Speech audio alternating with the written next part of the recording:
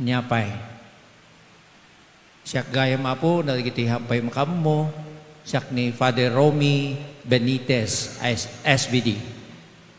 Nairaman nakiti bunggoy, nagiti papadi ti SBD, Societas Verbi Divini, Society of the Divine Word. Sanak nga, desisano apo, iso nga, madlaw yung atamet.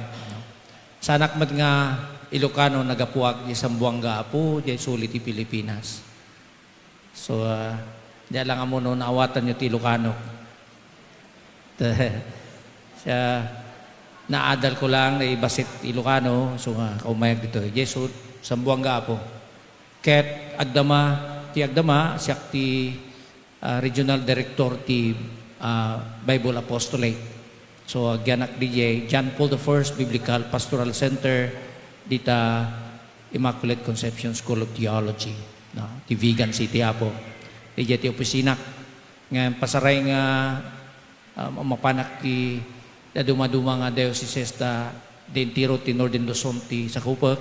So nga liko sa klata ada di talo nga archdiocese, 8 nga diocese, 2 nga vicariates, ken may nga prelature iji Batanes. So dayet apo ti pakasiknan.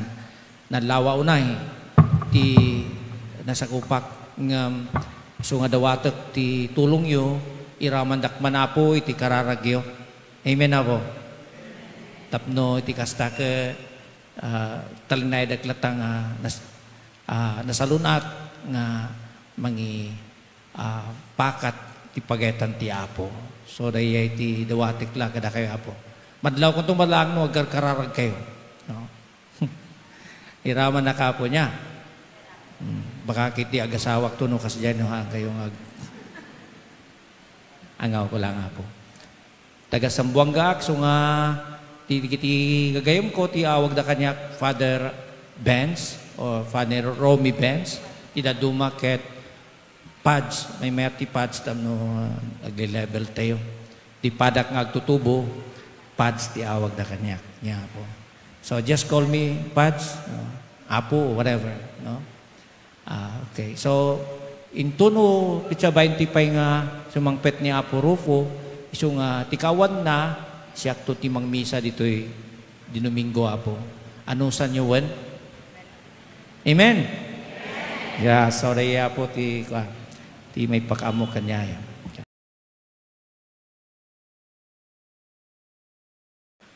Kakabsat ng igantayo, dagiti may basa, ida ito'y nga Domingo. Ket timuna nga may basa, nagpintas ng bagati apo, kunanad to'y, no? Tungpalin niyo amin nga lintag, nga isursurok kada kayo, ket agbiag kay to, kunana. Diyo nayunan tibilin ko kada kayo, diyo met kisayan. Apay, imbaga ni Apo Diyos da ito, ket niya tinapasamak. Amo tayo maten kakabsat, nagiti nga pulo nga bilbilin, ngenyeg, ti Diyos Ama, babaen kini Moises, idi daan na tulag, ket pinagbalin nga surok, ti enem nga gasot, no? 633, no? Nga nayon na nga linlintag, no?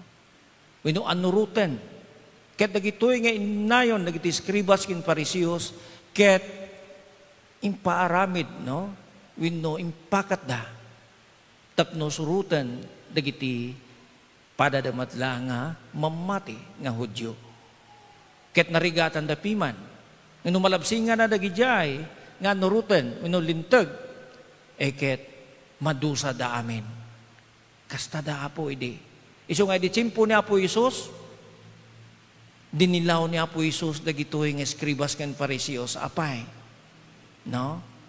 Imbes nga paniknikan da tilinteg ti Dios. Haanen. Tilinteg ti tao. Ti ipangpangruna da. Ti kahit nasuwen. Haan nga mariknarig ti padada mamati ti pakasiknan ken ayat nga isu kuma ti kaunggan nga mensahe nga da iti sa nga pulo nga bilbilin ti Apo. No kitain tayo, ti nga pulo nga bilbilin kakabsat. Niya? Hindi tsimpo ni Apo Isus pinagbalin na, dagitoy nga dua. Indagop na. Ti muna, may kadua, kay may katlo, anya dagi di Apo, ti muna, bibigin tayo ni Apo Diyos, nga isulaang ti Diyos tayo, ngawan sa bali. May kadua, hanting o sarinti, naga na, iti, panang, baring-baring. May katlo, masapul nga ngilinin tayo ti aldaw ti Apo, kas kumada ito yung aldaw nga Domingo. Kaya tumpalin nyo da ito. So, dinagop niya po Isus sa amin dagito'y talo. Kasano ti panang dagos na, panang dagop na. Ayatin nyo, ti Diyos yo, iti amin na, pusom, iti amin na, kararuam, iti amin na, panunot kiniti amin na, pigsa. Dahil iti panang dagop na, iti first 3 commandments. Ngayon may kaupat, aging gamay kasangapulo, review na ito, itapno iti kasta, papalagi pa na tayo amin. May kaupat. Masapul nga. Dayawan tayo. Nagitinaganak kada tayo. No? Nagpintas timbaga ni San Pablo da yay. No ramidio da yay. No ramenyo. Tinagitinaganak kada kayo. No? Ikan na kayo ni Apo Diyos. Tiyatidog nga biyag. Kunana. Kaya may kalima, hanggang pumatay, at napatag ti tao. Kalalangan ni Apo Diyos diya. May kanam, saan ka makikamalala? Kaya ada inayo ni Apo Isus diya, niya tinayo na. No? Numamatam, ti pada matao, nga napnuan ti managartem, nakikamalala ka, iti kaunggan ta pusong. So, kaya agbuy-buya, tinalas dita, na nagadupat, agpapap-up dita, at cellphone tayo, ket dayta, ti delikado, no?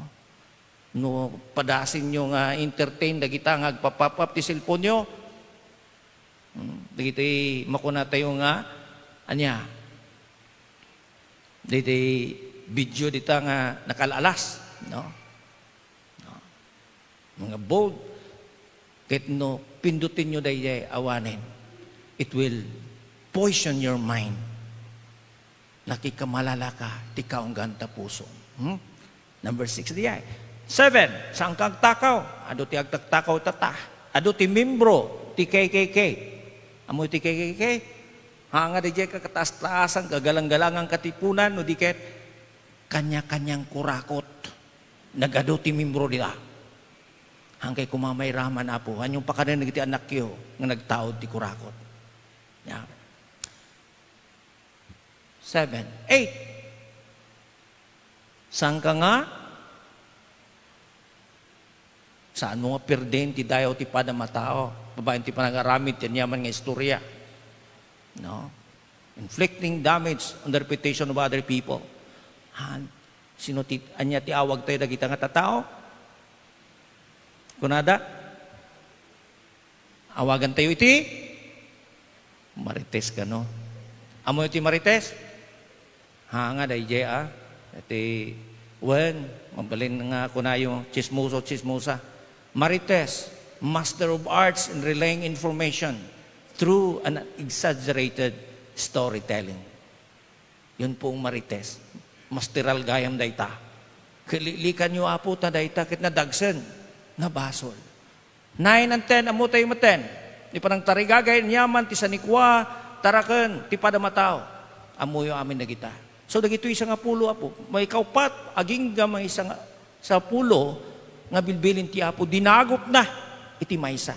Dinagop niya Apo Isus. Kasano ti panang dagop na? Ayatin nyo, ti padayo a tao, kas ti panagayat yo, iti bukod yo, ambagi. Kalpasan ti panang dagop niya Apo Isus sa dagitoy, sa nga pulo, iti dua. Pinagbalin na, nga may maysa. Kadayjay maysa, itimbaga na, isuda ito ti baro, nga bilbilin, baro abilin ko kada kayo kunana. This is my new commandment. Anya dayjay.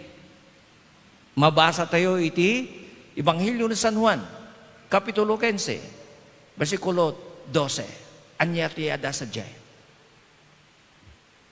Anya ti baro nga bilin ti Apo.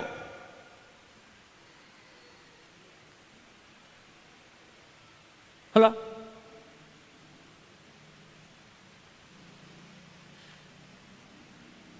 Diyo amo ti baru abilin ti Apo. Ti baru abilin na ket. Aginayat kayo. Akas ti panagayat ko kada kayo. Dahil ti baru abilin ti Apo. What makes it new? Aginayat mo ti ama ina kada ti anak. Manipo didi. Manangrugi. Ti sang katauan. Ang kadi. Aging gatata. Ginayat damat. So what makes it new? Baro da ito'y kabsat nga bilin. Gapuenta, no makilangin ka ti padamatao, no tumpalim ti bilbilin ti Apo, no ayat ka ti padamatao, you must base it the way Jesus loves, not the way the world loves. Dakil pa kayo dumaan na kabsat. Kasto ti panagayat ti lubong. Ayatin ka, no pumudaw tarupam. Ay-ayatin ka. No natulog ka kanyak, ay-ayatin ka. No aramidim da ito'y, ay-ayatin ka. No saan ka nga bartikero, ay-ayatin ka. No. Ado ti no. Ado ti condition na. And that is what we call conditional love. Tekta. Ti panagayat ti lubong. Ngam ti panagayat nga kayat ti Apo nga madaan tayo.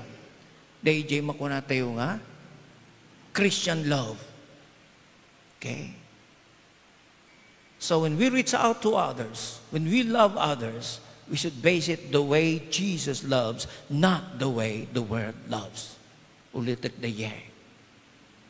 No ramidim da yay, kaya't mauwagan tayo da ito nga, Apo, si bibiyag apamati. Isang ako natin munang maibasa. No tumpalin nyo ti bilbilin ti Apo, ay ket, agbyag kayo. Ket, anya day jay, nagpintas pa iti salmo responsoryo. Ti kanayon nga garamid, ti naimbag, ti makastrek, ti templo, ti Apo. Okay, anya ka di, tis bibiyaga pamati, dahi ito man Apo, ti masapul mawatan tayo. Tadarag iti mga ikaskasabadita nga kunada. No patyan ni Apo Isus nga iso ti apom kin Diyos mo may salakan ka. Para kada tayo mga Katoliko haan nga umdas dayta ti panamati. We should be clear about that. No? What is necessary for salvation? Living faith. Pamati nga buyugan iti aramid. Hala nga basta nga aramid no diket nasayaat nga aramid. Napatag ti pamati. Hala nga pamati met, hala ang met nga aramid. Duhada. Ta ti pamati napatag pay met. Iti surat para kadagiti taga Hebreo kapitulo 11 bersikulo 6 kunana ijay no awan pamatim saan mo may ayo ni Apo Dios. Ngem kunamet iti libro iti Santiago, Kapitulo 2, versikulo 26, no ti pamatim saan nga mabuyugan, tinasayat nga aramid, dahita nga pamati na tayo. So, napatag ti pamati ken, nasayat nga aramid. No nga, ti pamati ken nasayat nga aramid, pag tipunin tayo dahi dyan, ti awag tayo dita. Si bibiyag a pamati. Say it again. Pigsaan nyo. Wow. That's the true faith. Dahil ti mangisalakan ka tayo kapsat. No saan tayo marami din tayo jay, kung ni Apo iti Ebanghelyo tayo, agin sisangpat kayo. Adaray padating mamati nga politicians kunada, aramid ti pagkakitaan. Mayat nga dinggan. No. So, pamati ang buyugan ti aramid. So nga ko na ni Apo, iso ti pakatulawan ti tao, nuhaan mo may pakat, iti aramid, di pamatem, at talaga nga iso pakatulawan keng ka. Haanga day jay, kang kanan nyo. No? So nga nalawag na din baga, ti Ebanghelyo tatangal daw kabsa. No? Agtaod ti puso, day jay, makatulaw ken kuana. No? Naibasa itatay. Isu nga, hantay kuma nga aging sisingpet. Hantay kuma. No? Nga, kuna nga, akin kukuna. No? Hypocrite iti English. Akin kukuna, aging sisingpet. Anya pati makunayo di jay, damay nayon nyo. Kadi di padak nga, agdutubo ti awag da, plastic. No maday kayo ti plastic. Tupperware. Wen. So dagitoy kabsat. Saan nga makayayo kiniapo Dios, no? Sapay la kuma may pakat tayo nga kanayon ti pamati tayo. So that other people could recognize the presence of Christ in us. That is our struggle. So damagin tayo man ti bugot ti nga bagi. Do other people recognize Christ in us? The way we talk, the way we relate to others? O sa bali tinakita da kada tayo. Adayo ka pailaan ka kunang, nadamanin da ito eh. Ngayon may mayat di adayo ka pailaan kat naragsakan daking ka. Ha? Ang kuna naging daduma. Adda kahit nangasawin na dayjay. No? Makita da ni Apo Isos. Tika Adam. Ngayon likam ni Jimet siya nga tao. Adda kahit namat nga sawen. Amo yun. Sapay la kumakabsat. Madan tayo si bibiyag apamati. God loves you all. Tumakder tayo.